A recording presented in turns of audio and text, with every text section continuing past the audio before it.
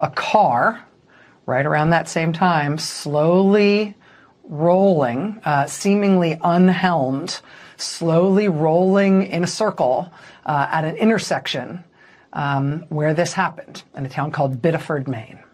The Bangor Daily News then published video, which I'm telling you, you may not want to see this. So if this is not the kind of thing that you want to see, you can look away now. The newspaper published this video on their website of what appears to be ICE agents pulling what appears to be the lifeless body of a young man out of that white Kia sedan that you just saw in that other footage going around in a circle in that intersection.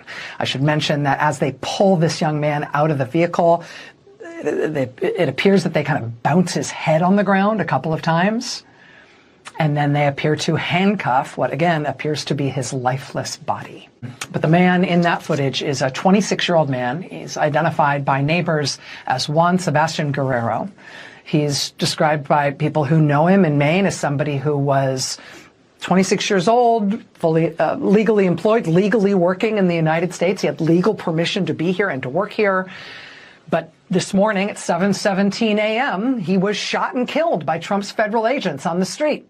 Maine's independent U.S. Senator Angus King told reporters today that there was not a warrant for Mr. Guerrero's arrest, that he was not the target of ICE operations in Biddeford, Maine, but still, ICE agents, for some reason, killed him.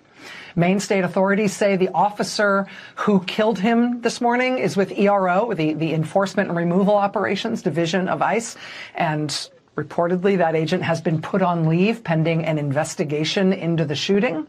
You know what happens typically when there's a full and independent investigation into something? I mean, I'm no expert, but seems to me like if you really got a full and independent investigation into a fatal shooting, one of the things you get is a crime scene, right? A cordoned off crime scene. See what's in the gutter there? That's this man's blood all over the street. Local residents today in Biddeford remarking on the fact that this young man's blood is all over the street and flowing through their gutters, writing right next to it on the street in chalk in big letters, "This is blood." And you don't see this at a typical crime scene, because typically when there's a full and independent investigation of a crime, the scene where the crime happened is treated like a crime scene and protected. And still the same day as the killing, the Bangor Daily News published this photo of a street sweeper coming by, cleaning up around all that blood. A full and complete investigation.